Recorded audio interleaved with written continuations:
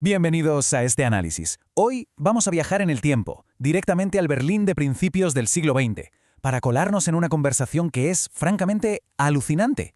Vamos a desgranar un encuentro cara a cara con Albert Einstein, tal y como lo relata Giovanni Papini en su obra Gog. Y ojo, porque no es la típica charla sobre física y ecuaciones aburridas, es una historia rarísima y brillante, que mezcla dinero, excentricidad y una ventana directa a cómo la mente más genial de la historia veía realmente el universo.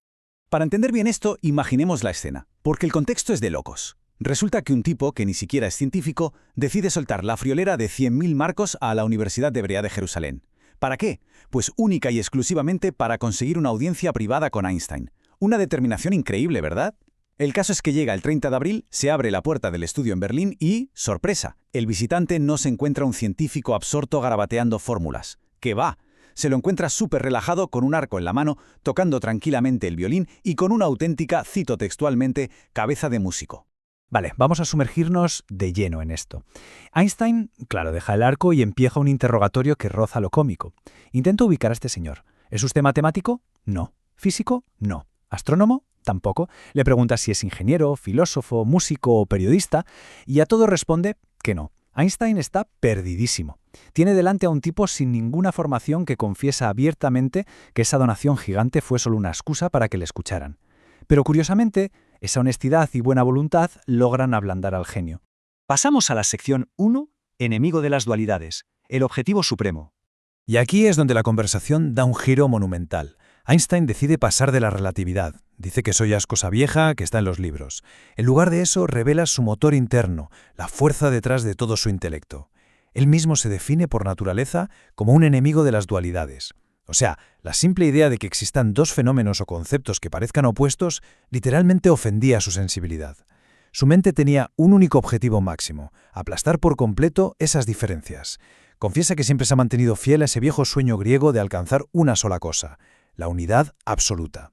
Y esto ilustra de manera brillante que esta obsesión por la unidad no era solo para las matemáticas o la pizarra. Einstein veía este mismo impulso reflejado en la propia vida humana y en el arte. Argumentaba, por ejemplo, que el amor básicamente intenta fusionar a dos personas en un solo ser. Es pura unificación. Y con la poesía pasa exactamente lo mismo. Al usar metáforas asimila objetos distintos y asume que todas las cosas están conectadas. Es una forma preciosa de ver cómo la física y la experiencia humana comparten ese mismo deseo de conectarlo absolutamente todo.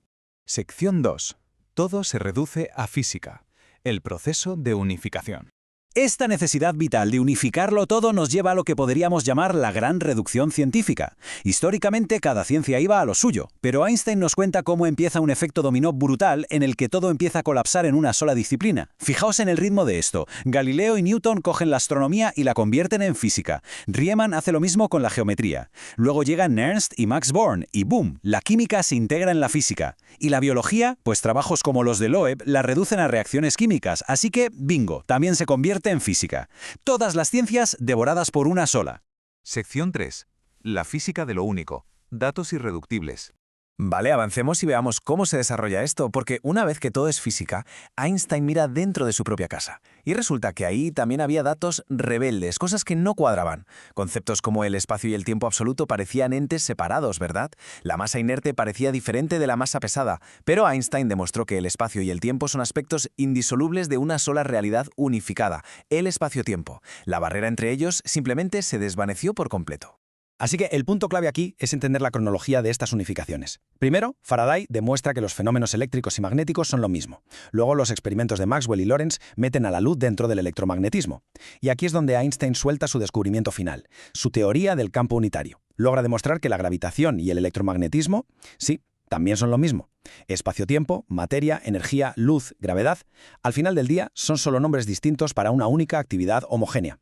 Sección 4. La fórmula definitiva. La síntesis del saber.